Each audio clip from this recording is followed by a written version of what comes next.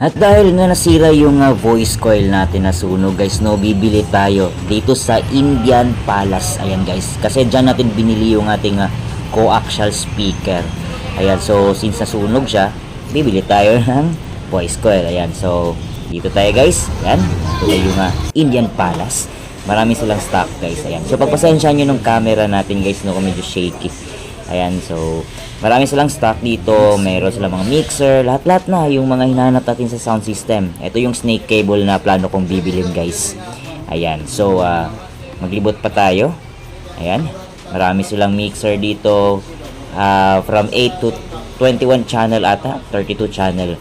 Ayan, ayun yung ating coaxial speaker guys. Yan o, 3,250 lang yung isa.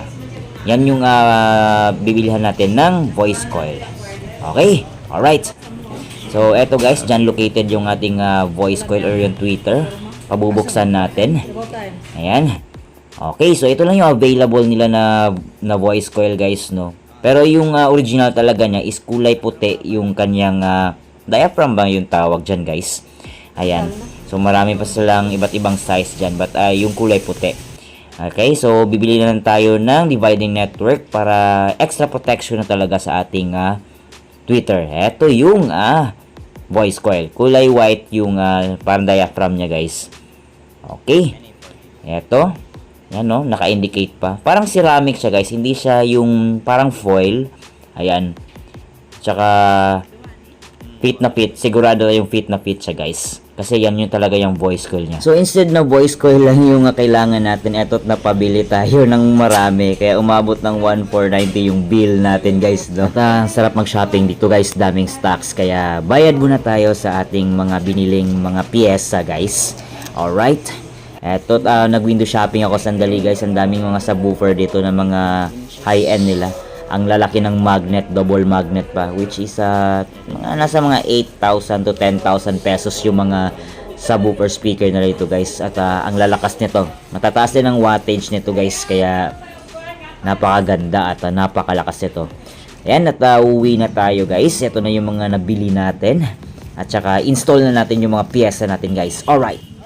Okay guys, so eto na nga no, eto na yung voice coil natin.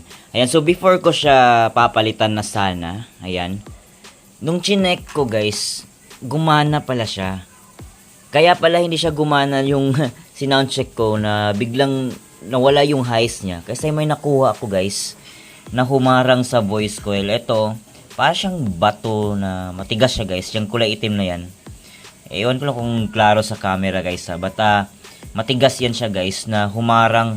Yung parang dito na siya humarang sa gilid ng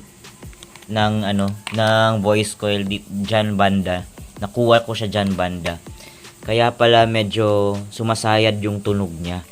Hanggang sa hindi na siya tumunog yung tweeter. Kaya before ko siya i-install na sana, eto, nung binuksan ko, okay naman. Ayan, so buksan natin guys, pakita ko sa inyo. Hindi ko na i-cut guys ha. Hindi ko na siya i-cut. Ito, dalawang screw lang yung binalik ko temporarily. Ayan, so bubuksan ko lang para makita nyo guys. Ayan. Ayan. Nga pala guys, nyo din yung magnet yung tweeter nito. Ayan. So, ito yung kanyang voice coil. Ayan. So, inamoy ko, wala naman siyang sunog. Meron siyang parang nag-discolorate dyan guys, pero normal lang yan. Kasi ganyan din sa kabila. Hindi lang ma-focus guys. Ayan. So, gumana naman siya. Ayan, testing natin guys ha. Balik ko lang. Ayan, cut ko lang konti guys ha. Cut ko lang muna. Ayan guys, so kinonect ko na dun sa speaker, sa tweeter lang. Tsaka dito sa ating speakon. So, sound check natin yung tweeter guys ha. Ayan.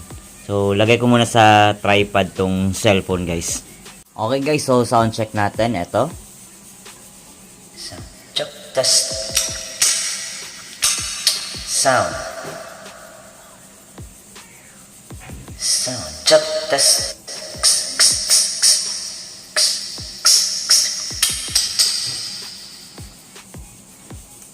So, ayun yung tunog niya guys. Malinis naman.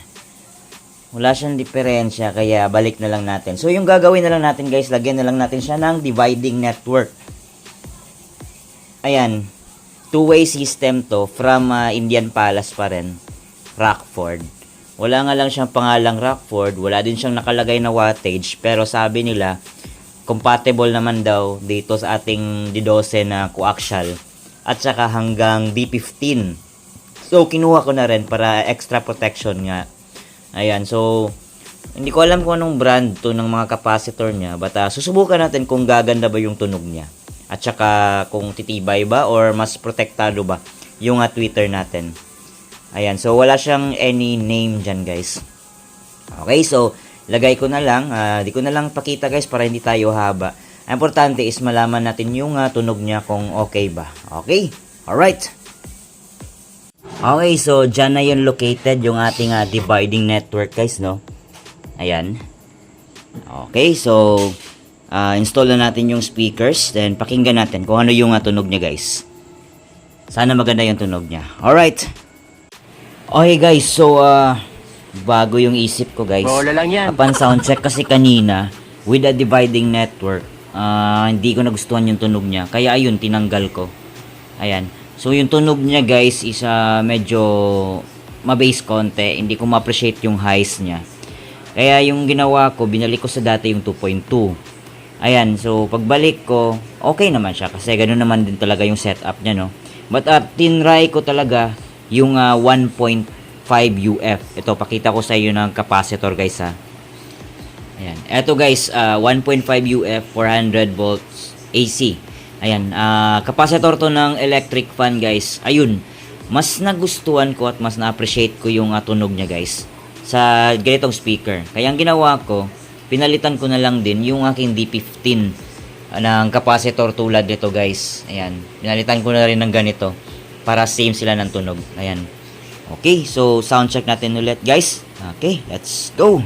Okay guys, so sound check na natin gamit itong wireless microphone ni Mechman Audio with Odas Dacer M80. Ayan, so sa mga gusto mag-order nito guys, yung capsule, PM nyo lang ako. Ayan. Okay, let's go. Hello, sound check, testing, mic check, 1, 2, sound, check, testing, mic check, 1, 2, sound. Okay guys, so try din natin yung merong effects. Ayan, lagyan natin konti lang yung effects, okay? Sound check, testing, mic check, 1, 2, sound, check, test. Alright, so mas nagustuhan ko na yung highs niya guys. Ayan. So mas nagustuhan ko na yung high netong ating coaxial speaker guys, no. Pinalitan ko ng 1.5 UF. Ayan. So mas safe na yung ating tweeter kasi mas manipis na siya. So dati kasi 2.2 yung ginamit natin eh. So yung tinry ko lang talaga na 1.5. Ayun, mas nagustuhan ko actually. Personally guys ha, pero kanya-kanya tayo ng timplada guys eh.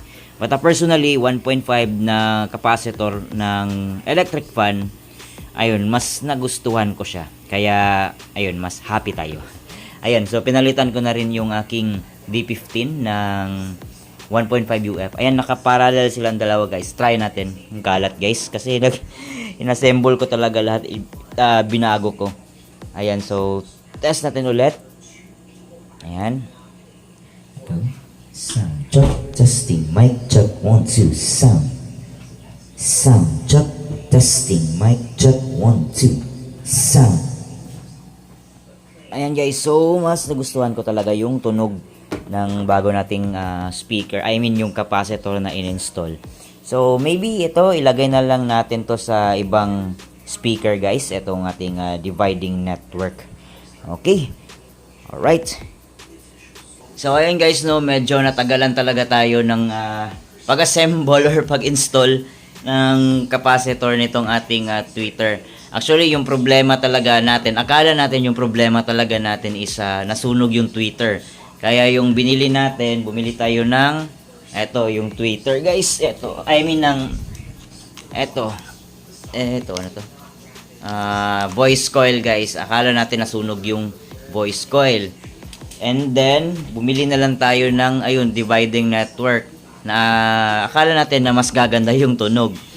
Yun nun pala, hindi sira or hindi sunog yung voice coil. At saka pinalitan lang natin ng 1.5 UF na capacitor. Ayun, satisfied naman tayo. So in short, sayang ang pera. Pero hindi, magagamit natin to guys kasi ano to, parang reserva in case na masunog talaga yung ating voice coil. And then yung dividing network natin guys, gamitin na lang natin sa ibang speakers kung sakaling meron tayong gagawing speaker box next project. Okay? So yun lang muna guys sa ngayon. Ayan, ang next natin topic guys, abangan nyo itong ating digital na equalizer. Ayan guys oh. Ayan, yung digital equalizer natin. Okay, so hanggang sa susunod na sound test at saka pag-dismantle ng ating mga speakers guys. Alright.